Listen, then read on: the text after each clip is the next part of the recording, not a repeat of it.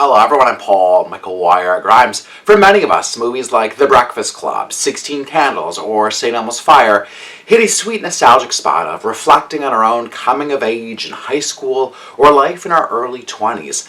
For actor Andrew McCarthy, he's reflecting on what it meant to be a part of that era in his new documentary Brats. It's now streaming on Hulu and I want to talk about it. This is Paul's trip to the movies.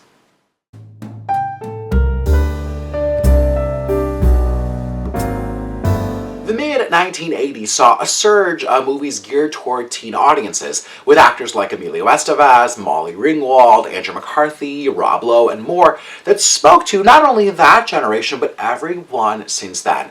This era was highlighted in a New York Magazine article called Hollywood's Brat Pack by David Blum, which first appeared on June 10, 1985.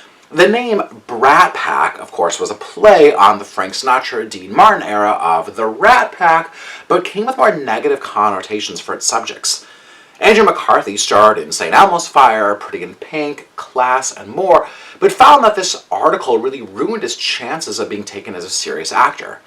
Now, 40 years later, he's hoping to track down his old co-stars to commiserate over what it meant to be a member of the Brat Pack. The concept of Brats is highly alluring for anyone that grew up loving that era of Hollywood. Reunions amongst actors and castmates can have a really fun, nostalgic feel to it. But don't go into Brats looking for that same feeling. Andrew McCarthy directed this film, and it has a certain kind of scrappy, personal endeavor to it. He proclaims that experiencing the Brat Pack from the inside, it was something very different. Brats acts like one big therapy session as he wrestles with this kind of 40-year headspace. His first big interview is with Emilio Estevez, who was the subject of that magazine article that spurred this whole moniker. Estevez feels reserved and guarded, but willing to be on camera. He opens up about how he refuses retrospectives as he turns them all down, whether it's for The Outsiders, Young Guns, or The Breakfast Club. He reluctantly agreed here because it was Andrew McCarthy himself who called. The conversation between them feels short and awkward, with McCarthy doing much of the talking. McCarthy interviews a good number of his former castmates like Ali Sheedy, Rob Lowe, Demi, and then Brat Pack adjacent people like John Cryer and Leah Thompson. They all seem to have moved on, with McCarthy being kind of the only one still kind of hung up and looking for closure. And Demi offers him some really great advice. The other issue here is that none of them were friends, so the conversations are not as bright and chummy as you'd expect. I think we, the audience, think that they must have been best friends while they were filming, but that's false. Seeing his castmates seems really healing for Andrew McCarthy, despite how long it took to get here. People like Molly Ringwald and Judd Nelson are mentioned, but then not featured, while there's absolutely no mention, no feature, nothing about Anthony Michael Hall whatsoever, despite being one of the biggest actors in this era. It does feel like these interviews didn't offer up enough of what he wanted, so McCarthy then interviews other people like casting directors, pop culture experts, and authors like Malcolm Gladwell to then kind of get an outsider's perspective about how and why these movies hit the zeitgeist like they did.